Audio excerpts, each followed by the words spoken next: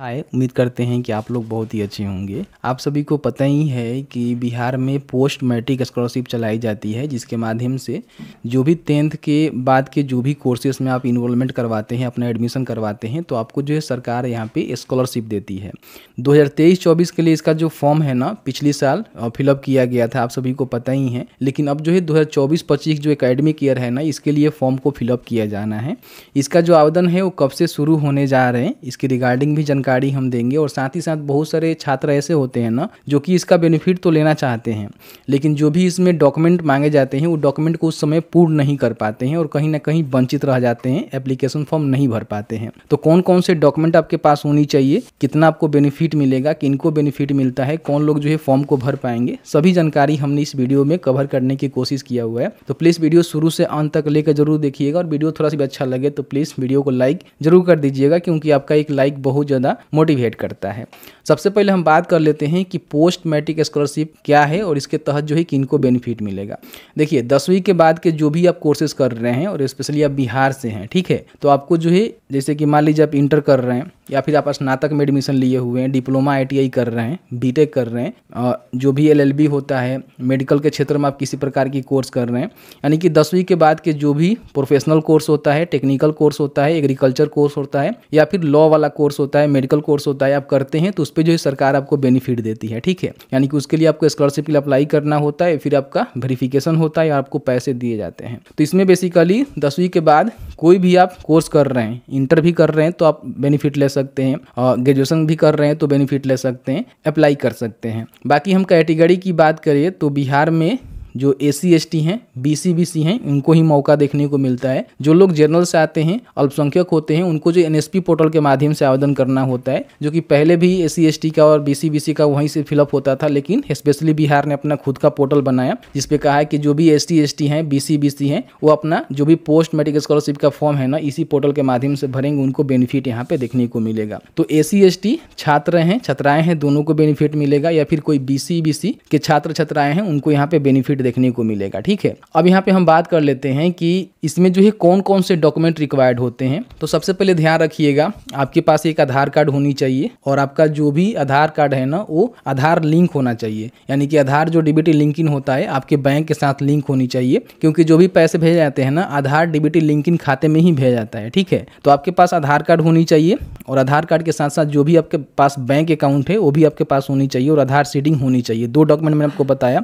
सबसे महत्वपूर्ण इसमें डॉक्यूमेंट जानते हैं क्या होता है? आय, जाति और निवास, जो कि काफ़ी सारे स्टूडेंट के पास होता ही नहीं है। जैसे कि मान लीजिए आपने 10वीं पास किया हुआ है, इंटरमीडिएट में आपने एडमिशन लिया हुआ है, 11th में एडमिशन लिया हुआ है, तो आप अपना जो भी डॉक्यूमेंट है वो नहीं बनवा पाते हैं। बहुत सारे बच्चों को नहीं पता चल पाता है कि भाई हमें आय, जाति, निवास भी बनवाना है।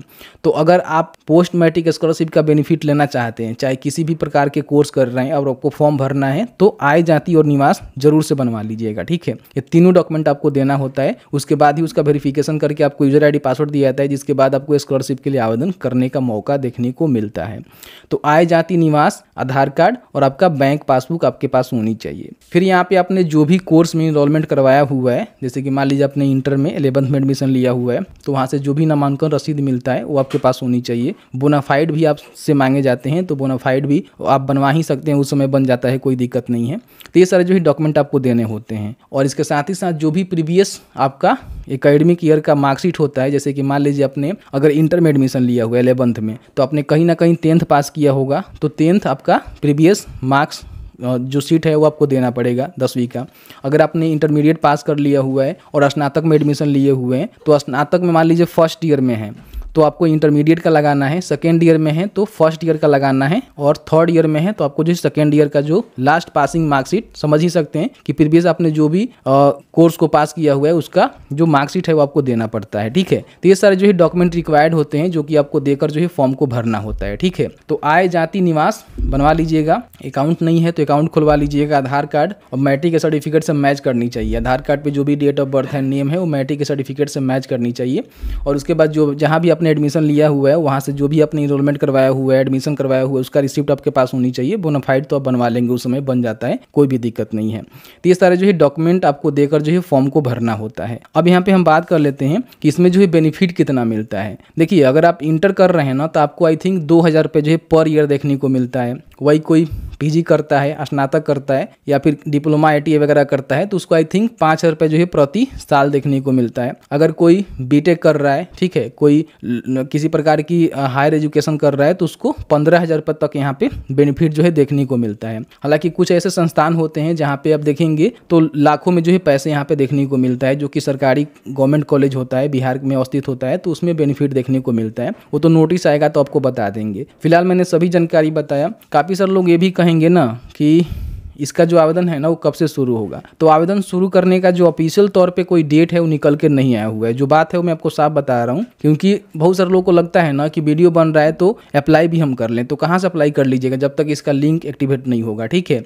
तो मैंने आपको डॉक्यूमेंट की रिगार्डिंग जानकारी दे दिया हुआ है और एक्सपेक्टेड आपको मंथ बता देते हैं। हो सकता है कि उसी महीने से आपका आवेदन शुरू कर दिया जाए। प्रीवियस साल की हम देखें तो लगभग अक्टूबर से लेकर नवंबर के बीच में आपका जो आवेदन है ना वो शुरू किए गए थे 23-24 के लिए। तो इस साल भी पूरी उम्मीद है कि अक्टूबर से लेकर नवंबर के बीच में अपना जो 24-25 का आवेदन है वो शुरू किए जाएंगे।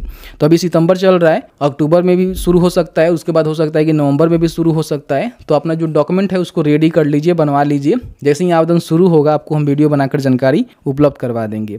बाकी मैंने सभी जानकारी बताया हुआ है। आई थिंक मैंने सभी चीज़ों को कवर किया हुआ है। उम्मीद करते हैं कि आपको वीडियो अच्छा लगा है तो प्लीज़ वीडियो को लाइक करिएगा। और बहुत सारे लोगों को ये लगता है कि हम BC हैं और अदर स्टेट में पढ़ाई कर रहे हैं तो आपको बेनिफिट नहीं मिलेगा। केवल जो SC ST हैं वो अदर स्टेट में किसी संस्थान में पढ़ाई कर रहे हैं तो उनको बेनिफिट मिल सकता है, लेकिन जो BC हैं वो केवल बिहार में ही किसी ना किसी संस्थान से पढ़ाई कर रहे हैं, कॉलेज यूनिवर्सिटी से पढ़ाई कर रहे हैं तो उनको बेनिफिट मिलेगा। अदर स्टेट में उनका एडमिशन है तो उनको बेनिफिट नहीं मिलता है। जब आप फॉर्म भरिएगा तो इसको वेरीफाई भी कर सकते हैं, ठीक है। जो मैंने खुद का अनुभव किया हुआ है। SC ST का अदर राज्य का भी इंस्टीट्यूट खुलता है, लेकिन BC का केवल बिहार राज्य का ही इंस्टीट्यूट एप्लीकेबल होता है। ये भी जानकारी मैंने इस वीडियो में कवर करने की कोशिश किया। चलिए मिलते हैं एक नए वीडियो में एक नए टॉपिक के साथ। तब तक के लिए वीडियो देखने के लिए आपका बहुत बहुत धन्यवाद।